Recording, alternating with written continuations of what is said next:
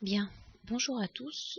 Je vous propose de visionner une première vidéo concernant l'utilisation du logiciel PowerPoint.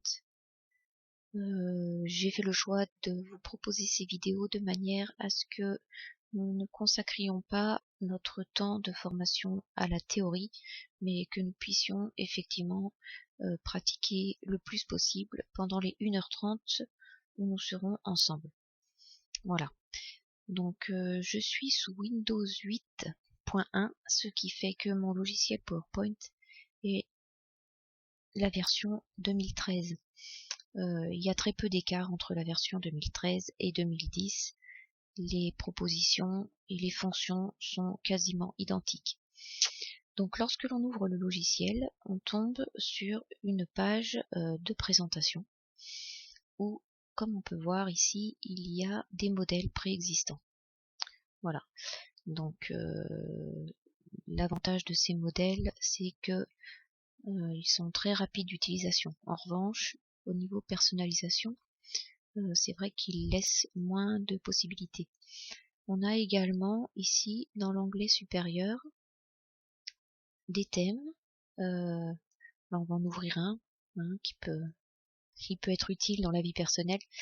Donc, par exemple, créer un album photo. Donc là, vous allez voir que différents modèles sont proposés. Et ici, vous avez des thèmes. Voilà. Pour la création des albums photos et pour je pense notamment aux lycéens ou même collégiens, me semble-t-il, qui ont des rapports de stage des fois à faire à l'issue de leur stage en entreprise. Donc là, pareil, ils peuvent éventuellement utiliser, et vous pouvez leur proposer d'utiliser des pages de garde qui sont proches du monde de l'entreprise et qui permettent de faire une belle présentation de son dossier. Voilà. Donc comme c'est pas le propos, voilà, d'aller voir chaque item, moi je vous propose d'aller directement dans le vif du sujet. Donc de façon à pouvoir créer une présentation personnalisable, je vais utiliser donc la nouvelle présentation qui est là. Voilà, lorsqu'on ouvre, on tombe sur ce type de diapositive. Ce type de diapositive est le même pour tous les modèles. Quand on y choisit un modèle préexistant ou celui-ci, vous aurez toujours ce type de disposition. Voilà. Donc ensuite, en haut, on peut voir différentes propositions. Voilà. Donc là, on est dans l'onglet Accueil. Ensuite, il y a l'onglet Insertion, qui permet d'insérer des diapositives, des images, des smart art, des formes. Un peu, là, les formes, c'est exactement le même fonctionnement que sous Word. Les smart art télégraphiques, on en parlera ensuite. Des zones de texte, des word art. Donc tout ça, on sera amené à les étudier ensuite.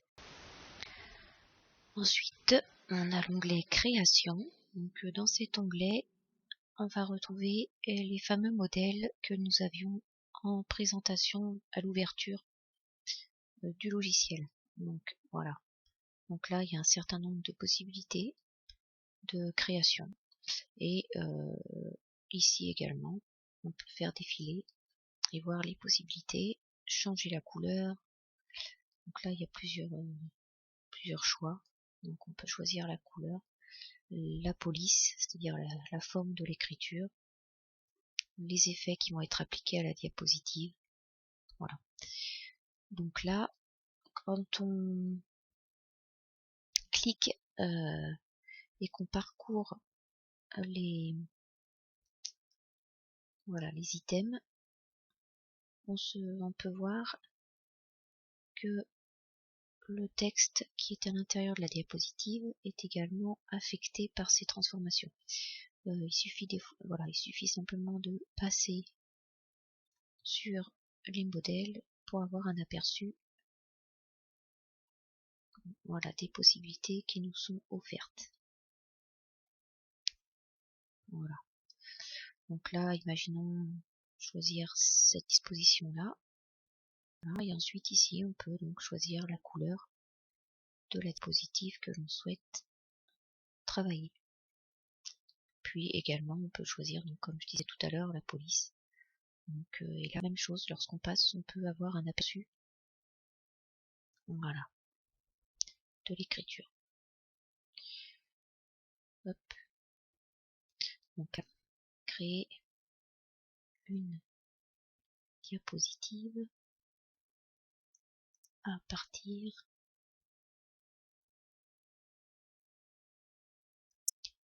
d'un modèle préexistant. Voilà. Donc continuons de parcourir nos onglets. Donc là, on a ce qu'on appelle les transitions.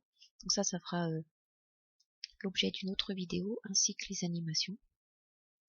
En fait, la transition, c'est ce qui permet de passer d'une diapositive à une autre en appliquant un effet. Et les animations, c'est ce qui permet d'animer des objets à l'intérieur d'une diapositive. Donc on peut les faire apparaître, disparaître, clignoter, sortir, rétrécir, zoomer, et on peut même utiliser une fonction particulière qui permet de tracer le chemin à parcourir par l'objet. Ici, on a l'onglet qui permet de gérer le diaporama et sa diffusion. Voilà, donc on peut enregistrer le diaporama, vérifier le minutage. Voilà, donc ça, on verra ça également dans une autre diapositive. Là, vous avez tout ce qui est dictionnaire, voilà, les commentaires que l'on peut afficher éventuellement en bas de page, mais là ça on n'en parlera pas, voilà. Ensuite on a l'affichage qui nous permet de choisir la manière dont on veut afficher notre diapositive à l'écran, voilà. Et ensuite tout ce qui concerne le dessin, donc là je pense que si vous utilisez Word, vous êtes habitué à avoir cet onglet ouvert. Voilà, donc revenons à notre page accueil, car c'est celle qui nous intéresse pour cette vidéo. Donc là, j'ai donc créé une première diapositive modèle, voilà, et je vais donc en créer une autre à la suite. Donc là, pour le sous-titre, on va mettre formation niveau 1. Voilà. Donc là, on a deux possibilités pour insérer une nouvelle diapositive. Ou bien, effectivement, on va dans l'onglet insertion, ou bien on clique sur nouvelle diapositive. Et lorsqu'on clique sur la flèche, voilà, il y a plusieurs modèles de diapositives qui s'affichent. Alors ceux qui contiennent ce genre de petits logos là, ce sont des diapositives qui permettent d'insérer directement des vidéos, des objets. Voilà, par exemple, on va choisir celle-ci de manière à ce que vous puissiez voir. Voilà, on peut insérer directement un tableau, un graphique, un smart art, une vidéo, une image en ligne ou une image issue de l'ordinateur. Comme il ne s'agit pas là pour l'instant de voir comment on insère un objet dans une diapositive, je vais modifier ma disposition. Pour modifier la disposition, je vais donc cette fois-ci dans cette rubrique qui s'appelle donc disposition, et là je vais pouvoir choisir la disposition de diapositive qui me convient. Voilà, donc j'ai plusieurs possibilités. Voilà, par exemple, je vais prendre celle-ci qui ressemble effectivement à la première dans sa disposition. Après on peut vraiment on peut aussi créer, mais créer sa diapositive, c'était pas le but du jeu aujourd'hui. Voilà, donc je peux également choisir d'appliquer une autre couleur pour ma deuxième diapositive. Donc là je vais dans l'onglet création, et là j'ai plusieurs choix. Voilà, je peux effectivement choisir de mettre différentes couleurs. Donc je recommence pour vous montrer. Donc j'étais dans accueil, voilà, j'ai choisi ma disposition, j'ai inséré d'abord une nouvelle diapositive, ensuite j'ai choisi ma disposition, et là je vais dans l'onglet création. En fait, création, c'est vraiment ce qui va nous permettre de personnaliser nos diapositives. Et donc je suis ensuite allée sur mettre en forme. Et dans mettre en forme, on a donc plusieurs choix. Donc là c'est celui qu'on a, hein. Après on peut choisir des textures. Donc au niveau des textures, il y a plusieurs solutions aussi. Voilà, on peut choisir en bois, en noyer. Voilà. On peut mettre un... Voilà. Bon, là, par contre, là, on est obligé de sélectionner pour avoir un aperçu. Lorsqu'on passe sur les modèles ne sont pas visibles à l'écran. On est vraiment obligé de cliquer pour voir, voilà, pour avoir un aperçu. Donc là, je vous laisserai explorer, si vous en avez le temps.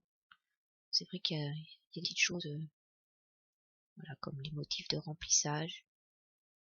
On peut choisir de mettre une image. Voilà. Donc là, il y a il y a tellement de choix que voilà, en une vidéo, c'est pas possible. Donc là, je vais vous laisser là pour la première vidéo. Donc je résume. Dans l'onglet accueil, on peut, voilà, insérer une nouvelle diapositive avec un modèle préexistant et on peut gérer la disposition que l'on souhaite donner à sa diapositive. Et dans l'onglet création, on peut choisir un modèle qui est existant et qu'il suffit ensuite d'appliquer à son diaporama. Voilà. Donc je vous donne rendez-vous pour la deuxième vidéo, en espérant que celle-ci vous aura déjà apporté quelques informations.